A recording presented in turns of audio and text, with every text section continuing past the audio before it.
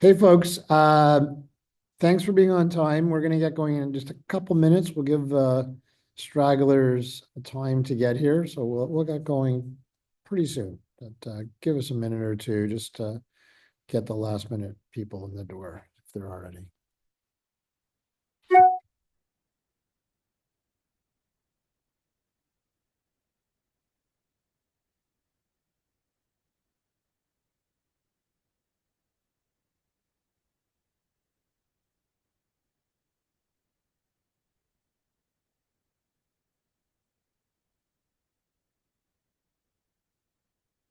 Hey, folks. Well, we're going to get going in just a minute or two. We're just going to give the stragglers a chance to show up. So just give us a second.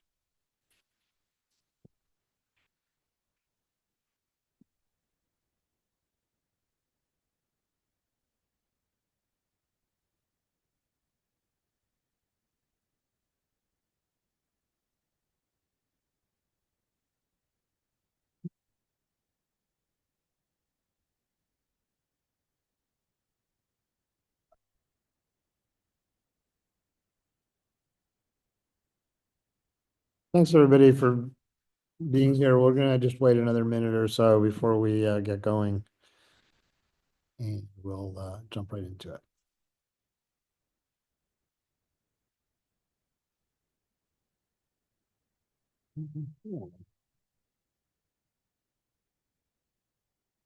How about we wait till 6:02? Just another 15 seconds. And then we shall start. Oh, still more people popping in. All right. Hey, everybody, we're going to get going just another few seconds. We're just going to give the last stragglers a chance. Here we go. Oh, there's Sam. Hey, Sam. Okay. Let us begin. So hey, everybody, I'm Ken Rother.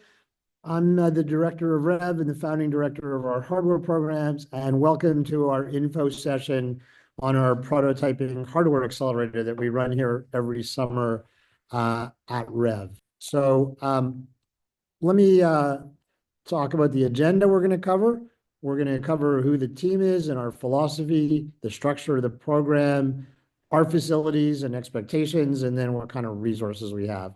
And we'll have lots of time for questions using the Q&A panel that's part of Zoom. So first of all, as I said, I'm Ken Rother. I'm the director of Rev and also the founding director of our hardware programs. I have several colleagues who work with me on this. Deanna Coker, who's the assistant director, the associate director, I think it's supposed to say, right? Associate director of hardware programs. Deanna is also faculty. She teaches mechanical engineering up at Cornell. She's a Cornell grad with a master's. Lindsay is a product development engineer with us and will be here through the summer. And we have a new product engineer who will be joining us shortly. And I will let Sydney introduce herself. Hi guys, I'm Sydney Golding. I'm the program coordinator for Rev's Hardware Accelerators, and I work mostly on your guys' applications, communication between the teams during their participation in the accelerator, and answering any of your questions. All right. So that's who we are. And let me get some, I'm going to get some of this stuff out of my way so I can see my own slides. So the Rev team, beyond the leadership you just met, we also have a number of summer people who are with us, hardware, mechanical and electrical engineers. Many of them are Cornell students. We also get a lot of support from Cornell faculty. We hire students from other places also. So I'll talk a little bit about what you get from Rev, part of this program. But part of that is definitely some hands-on work by very talented engineering folks. You also are going to be paired up with an experienced entrepreneur to help you sort of work through the business side of things and technical mentor. So I'll talk a little bit more about that as we go. So our philosophy in this program, which we've been running since 2015, is simultaneously developing the business model and the technology. So it's not just about, can you make something? Really, is there a customer who needs or wants or desires what it is you're making? Are you solving the right problem? So we use sort of the lean startup business model canvas focus to help you think through your business model. And we do lots and lots and lots of iterating to help you develop that prototype.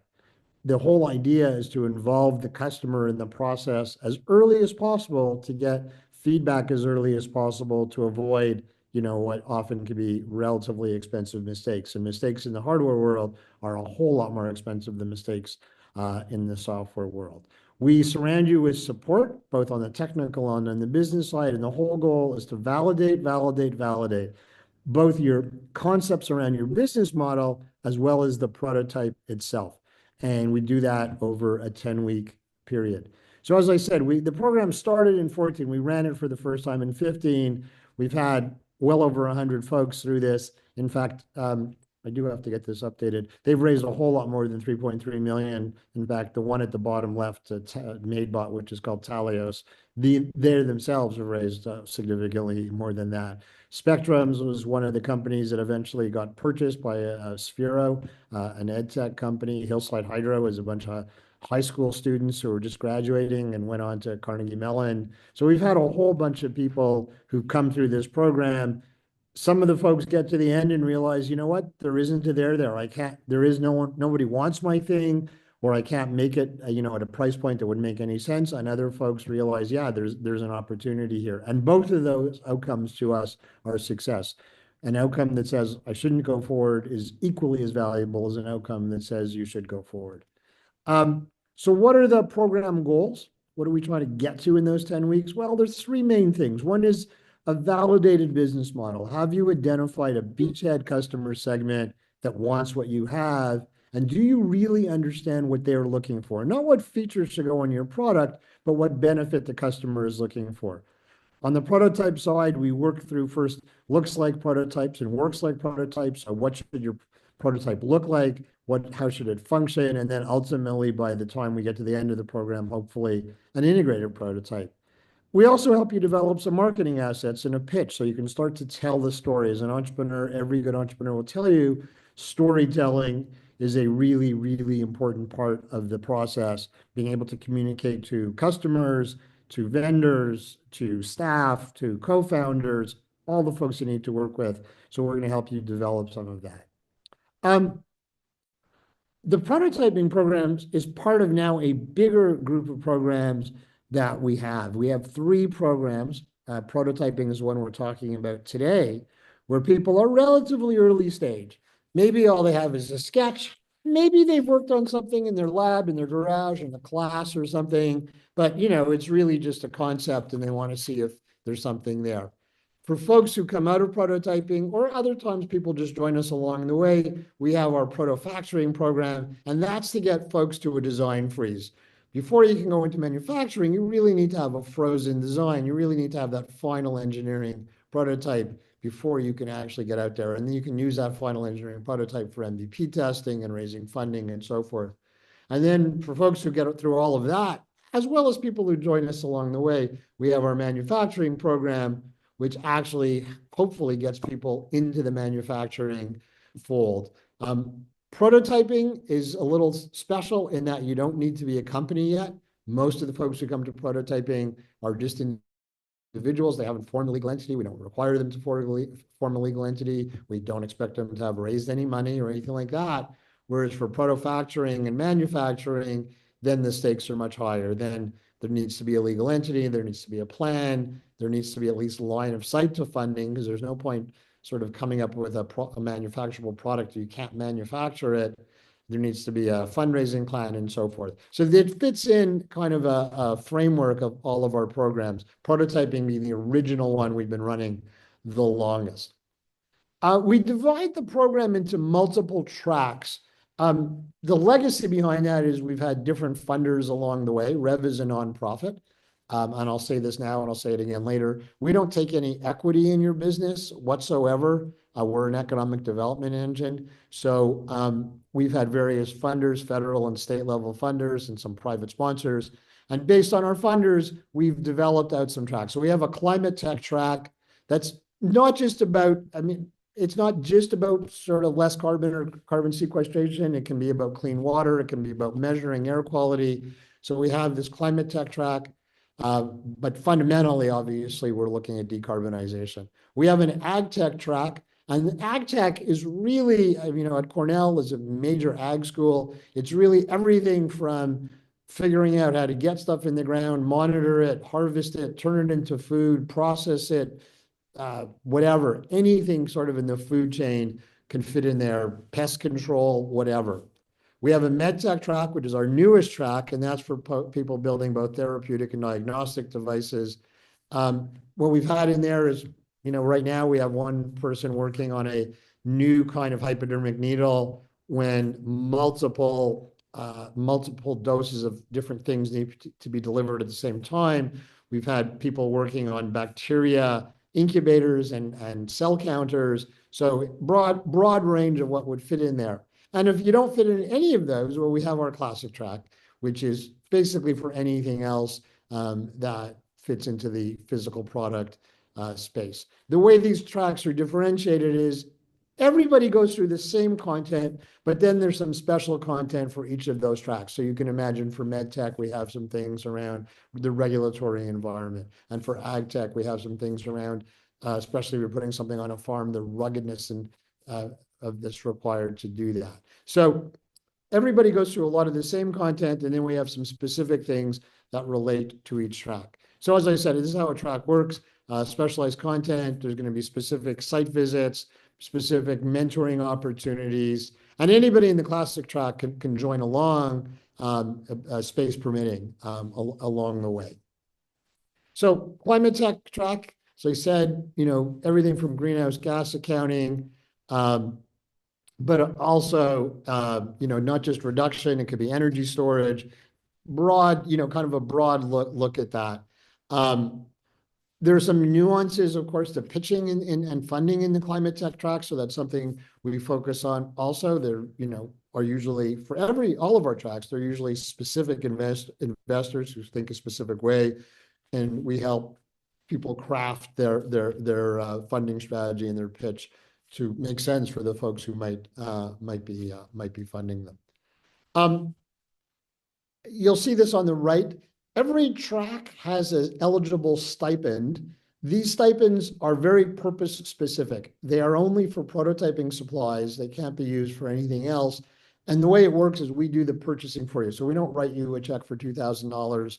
That's not how our grants are written, but we can help you buy up to $2,000 of supplies that make sense to do the prototyping work, whether that's certain integrated circuits or a sensor or a kind of, 3D filament we don't normally carry, whatever it might be. And we can talk more about that as if you're interested in the program. Ag Tech, this is sponsored by the EDA through a program called University Sensors. And as I said, it's really all about the farm space, and it can be anything from reducing environmental impact, improving food security, novel processing ideas, and we'll have some field trips to local farms, greenhouses, and such. And again, the investors in that space are very, very unique also what they're looking for. Same thing, same kind of stipend, same purpose. All of the stipends are for prototyping supplies over the course of the summer, and we sort of manage that process. MedTech is funded by the EDA and a Build to Scale grant. We have a partnership with Cornell Weill. We've had some folks work with folks from there. We're going to do some field trips there that make sense, MedTech and clean room visits. We're going to have some workshops that are very specific. MedTech, obviously, because of what we're doing, depending the class of device you're doing, there's going to be a lot of regulatory hurdles that need to be cleared, but very important, very, very important process. And then we have this open track, and that's really everything else. Many of our folks who come into this program have a technologically enabled thing. So a thing that has electronics in it that maybe communicates with the outside world, that senses the outside world, and so forth. Every once in a while, we do have teams that it's purely just material. There is no quote unquote smarts in the device. It's just some sort of thing, and that's okay too, so it doesn't have to have electronics. But some of the folks we've had in there, bigger and bigger, opportunities around femtech, wearables, social good, graying economy, lots of, education. There's lots of things that will fit through there. And again, there's a stipend available to help with prototyping supplies. So when you apply to a track, when you submit your application, you mark the track you feel is most appropriate. Well, when we chat with you, we can, work with you if it's not the right track, if, wait a minute, it might seem like ag, but really it's climate tech, or it might seem like climate tech, but it's really ag or whatever, we will help you. So don't worry about that. And in fact, you might be in more than one track at a time. You're only entitled to one stipend, but you actually, could very well have an ag tech innovation that's also a climate tech innovation. And that really is just for our granting agencies. We need to report who we're helping and what area that they're in. So you might be cross-listed even, but again, only one stipend. Workshops that are hosted at Rev, and we try and do many of them in person at Rev, they're open to everybody regardless of track. But the field trips are track specific, but then if there are open slots available, anyone else is welcome to join us. So let me talk about the structure of the program just a little bit. Right now we're interviewing folks. Applications close, I think, at the end of the 28th of March. So if you haven't applied yet, please do. And just about everyone applies is going to get an interview, or at least going to ask you some additional questions, which will probably turn to an interview. So we're doing that, and we will get back to people as quickly as we can with acceptances. We've already started accepting several people into the program.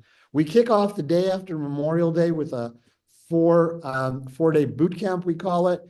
That's a kind of skill building. We have to go through the tools in our shop and how to use them safely, how to use some of the software tools, some of our business tools like the business model canvas. So we spend the first 4 days not terribly focused on your thing, but sort of developing a common set of skills and really getting the cohort to get to know each other. We then have a number of sprints, each one kind of building on successive fidelity of prototypes. So in the first sprint, you're kind of thinking about, okay, what's feasible? What can I actually do here? What kind of sensors should I use? What kind of microcontroller should I use? What kind of display should I use? What kind of battery might I need? What kind of communication technology? What kind of material?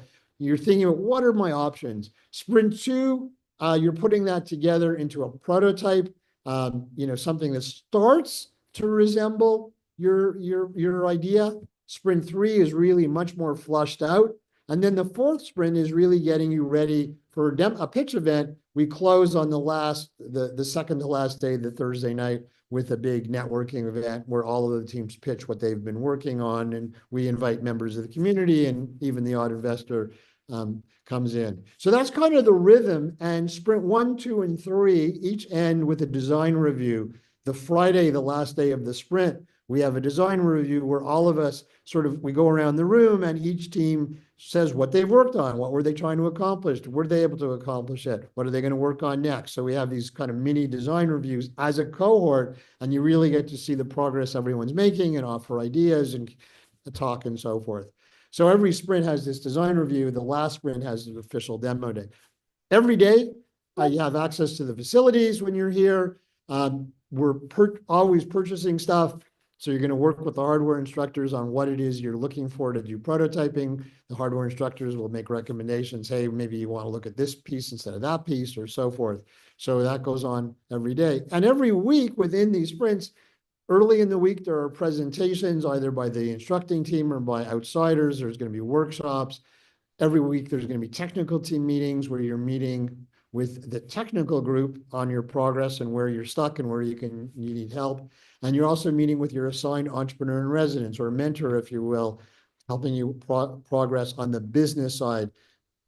Have you identified that beachhead customer? Do you really understand what they're looking for? Do you really understand the customer acquisition cycle? Do you really understand what the channel for sales might look like? So all of this kind of happens simultaneously. So here's the calendar for this year. We kick off the day after Memorial Day, as I said. Then we have these sprints. We don't have any formal programming the week of July 4th. You're more than welcome to be at Rev. You're more than welcome to use the shop. A number of the interns and shop instructors will be around to help you, but there's no formal programming that week, and at least a couple of us, including myself, usually head out. So nothing going the week of July 4th. Then we go into the next sprint, and then finally that last sprint that builds on the demo day, which I believe is July 31st on the Thursday. And then on Friday morning, we kind of have a wrap session and people go on their way. Here's what the boot camp looks like. We always are making changes, but approximately we're going to talk about the program. We're going to talk about how you do ordering, shop, stuff like that, who we all are, who you all are, get to know each other. We're going to do some software tool training. We're going to do some training on the business model canvas, and then we're going to do shop training on all of the different tools that you might need. And prior to you starting, a plan is made for each team based on what you're working on. Not everybody needs to learn every tool in the shop, so we try and optimize that experience for you. As I said, sprint one is all about what are my options? What can you do based on what you're trying to do? You need to identify what are some of the hurdles, and how might you solve those hurdles and do some prototyping.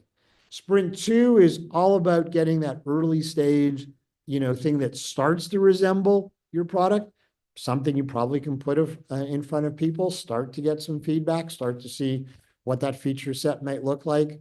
Sprint three is really a much more fully featured kind of prototype. It's still a prototype. It's nowhere near your final product, but it's, gets you a much better sense of what it is you're trying to make. You're starting to hone in on your actual feature set, what you should have in there. And then, as I said, the last sprint is to get you ready for the demo day. But in doing so, you're going to walk away with some marketing assets. You're going to walk away with some pitching skills. You're going to walk away with, a sense of how to pitch what you've been working on. Also, we do some printed materials to support you. So you'll have those, that asset for you. Lots of practice, discussion with some investors. So really get you in thinking about how you might move forward. So what's the expectations of the program? The expectations of the program is, to a large extent, this is your full-time summer job. You need to be here for all of the sessions, most of which happen Monday and Tuesday, some of which happen Wednesday. Every second Friday is these design reviews. So we expect you to be participating in all these content sessions. You're going to meet weekly with the technical instructors and the mentors. You're going to engage in customer discovery interviews. So we're going to upskill you if you don't know what that means. And you're going to go out and talk to people, and you're going to complete all of the assignments. It's not school. You're not doing it for a letter grade. Everything we're asking you to do is because those are the things we think you need to do to move your idea forward. There is no busy work in this program. This is an in-person program, so it requires use of the facilities and interacting. So unfortunately, there is no remote option. Our other programs, which I referenced earlier, proto-factoring and manufacturing, those in fact are mostly virtual programs. All teams, we're going to ask you to sign a participation agreement prior to the start, so you know what you're getting into. You know what the expectation is. It is possible, if you can have a lot of flexibility, to have a part-time job around this, but we need you to be at the sessions that everyone's at. We need you to be available. Here's an example of a weekly schedule. In the mornings, there's core content sessions. All the teams are going to be there. In the afternoon, there tends to be more mini series that are very specific depending on what you're trying to do. And we're going to help you lay out what makes sense for you based on your track and based on your needs. When we do visits, they're going to tend to be on Wednesdays. Thursdays, there's no required programming, but those are the days you might meet with the technical team or your entrepreneur in residence. Might be Wednesday afternoon. There's some flexibility there. And then Friday, every other Friday, is the sprint reviews or the design reviews we do as a group. And the Fridays when we're not doing that, you're still more than welcome to be here and working on your prototype. We have lots of facilities. This is some of the stuff we have. The place doesn't normally look this clean. It really gets used a lot. And these are some slightly older pictures. We even have a lot more equipment than this, but we've got a lot of the stuff you'd expect. We've got laser cutters. We've got different kinds of CNC machines, ones that can do wood, ones that can do Metal, we have a 5-axis machine. We have a machine we use for printed circuit boards.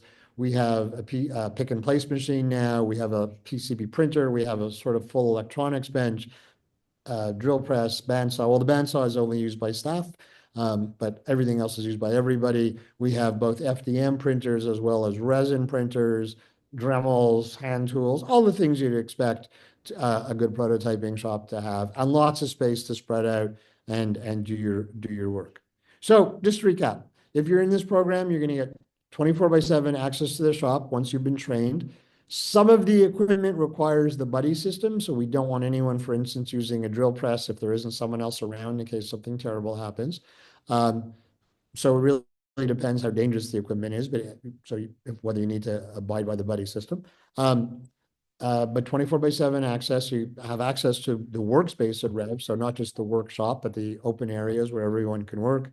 You have the hardware workshops that we're going to run, the content workshops, business mentorship. You're going to get technical support. You're going to get the prototyping stipend. And we're at the beginning of the program, work on a very detailed schedule of what content makes sense for you based on what you're trying to do. There's no point, doing a lot of training on the laser cutter if you're never going to end up using the laser cutter. Now, you're more than welcome to learn about it along the way, but we try and make sure we optimize for each person. So that being said, here is the link to apply. We've already passed early admission, so too late for that. Regular admissions will end on the 28th. The sooner you apply, the sooner we get to chat with you, ask you questions, make sure it's a good fit, kind of figure out what you're looking for, the sooner we can accept you into the program. With that said, I am going to stop talking for a moment. And if you have any questions, you can use the Q&A platform that's part of Zoom, and I'm happy to give it a shot. And Sydney will back me up. She will have more answers than I will. So feel free. If you have a question, I bet someone else has a question. So please, there are no bad questions, as they say. Ask away, and I'll give it a few minutes, but I won't keep you here otherwise. I will give it a minute while people maybe are typing. And if this is interest to you, we'd love to see you. As a former colleague who used to work in this program said, this is the best summer camp ever. It's really a great experience, and people get to really work together and get to know each other. And a lot of them start off very non-technical and become technical before they know it. I don't see any questions. I'm going to give it another minute, and then we will, we'll get going. Oops, what did I just do here? I just made a mess. Okay.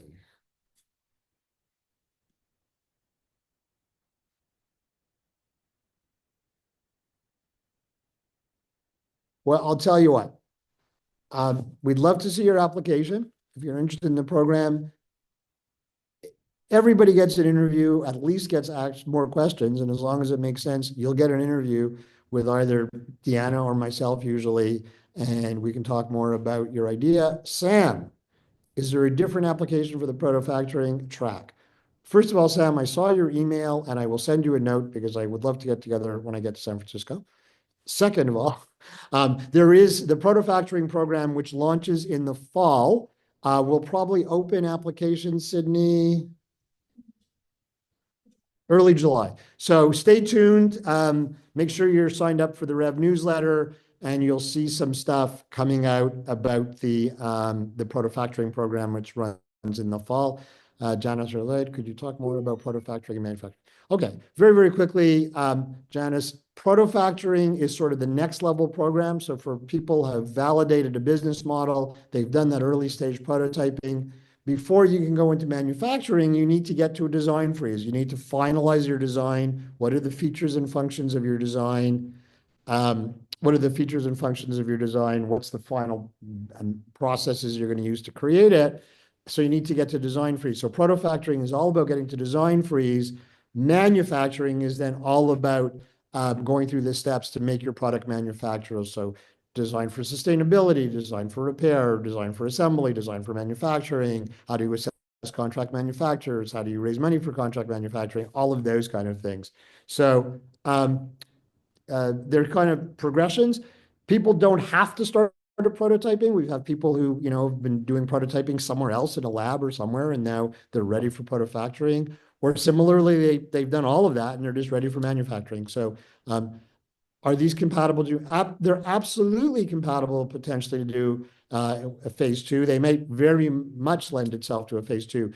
I'm a national ICOR instructor, so I'm very familiar with the SBIR system, and lots of folks that I've worked with and my colleagues have worked with have been SBIR recipients. And I know some of the folks who run various programs, they love the idea of buildable MVPs and so forth. So yeah, depending on the scenario, it might be very, very applicable to helping you with your SBIR situation.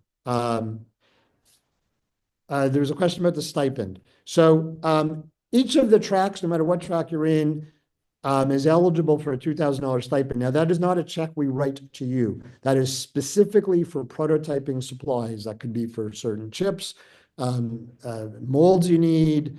It has to be supplies to make your prototype. So it can't be for a new laptop or a mouse. It needs to be things that you would use to prototype, more plywood, stuff that we don't have in the shop, special materials, special bits, anything like that. We work with you. We do the ordering because of how the dollars flow from our grant through Cornell to us. But every team gets a budget of up to $2,000. To be honest, most teams don't need to spend $2,000. And we certainly don't want people just spending it for the sake of building inventory. That's not allowed either. It needs to be stuff to support the prototyping process. But there are some things that are expensive, or you might need a specialized piece of equipment as part of the prototyping process, and we can talk about that.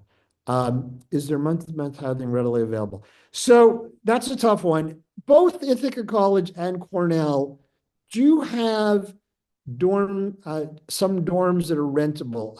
And I think we'll be able to supply you with some information on that. Um, um, that sort of went away during COVID, as you can imagine. It's back now. There is a tremendous amount of student housing, and you have a lot of places that are empty during the summer that are sublet. We've had teams that have sort of jointly, sublet something together along the way. So not trivial, but it's definitely doable. We've had lots of teams. Lots of teams come from away, don't come from here. We've had teams from all over the country and several from outside of the country spend their summer here. This is a great place to spend the summer. It's lovely here. So that's something we can't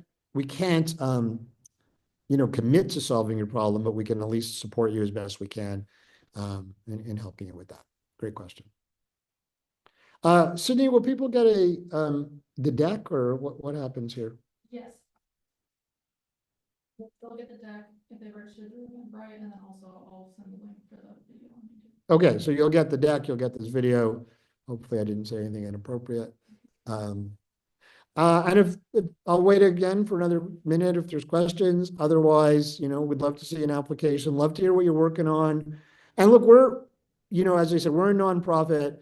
We want to make sure this is the right opportunity and experience for you. If we don't think we can help you, we will say that. We'll say, hey, I don't know if we can help you with this, and maybe point you somewhere else along the way. So, we at least love to have a conversation and see if it makes sense. Is there a disadvantage if we do not apply to this program, but apply for prototype? Well, there's no specific disadvantage, Janice, as long as you're ready for protofactoring. We wouldn't want you applying for protofactoring when, in fact, you're not ready for it. Ready for it means you've got a pretty sophisticated, well-done prototype, and you're now sort of trying to refine it for the purposes of going into manufacturing. So there's no disadvantage skipping this, so to speak. It's not, they don't have to line up. If it makes sense to line up, great. If it makes sense, that you should join protofactoring directly in the fall, then that makes sense. And look, maybe apply and at least have that conversation with us so we can help situate you, understand where you're at, and maybe even just, okay, maybe prototyping doesn't make sense, give you some suggestions of things you can do on your own or whatever. So doesn't cost anyone doesn't cost anything to apply. We'd love to hear what people are up to. So, take that as an invitation.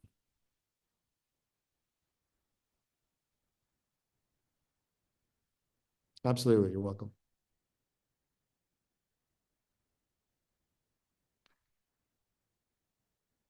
Okay. I think we'll call it there. Thank you all for your time. I hope this is of interest to you. And I will, ask you, maybe to do our job a little bit. So if this is interesting, please apply. If you know someone else who this might be interesting to, please share the word. And when you get the deck and the video, share that with them. We've had more than one application sort of be, one or two steps removed. So maybe this is you, maybe it's someone else, maybe it's both. So please help us get the word out. And if you know other programs that might be interested or other folks that would help us share the word, we'd love that support. Otherwise, it's evening here, so have a good evening if it's early afternoon in California or wherever you are.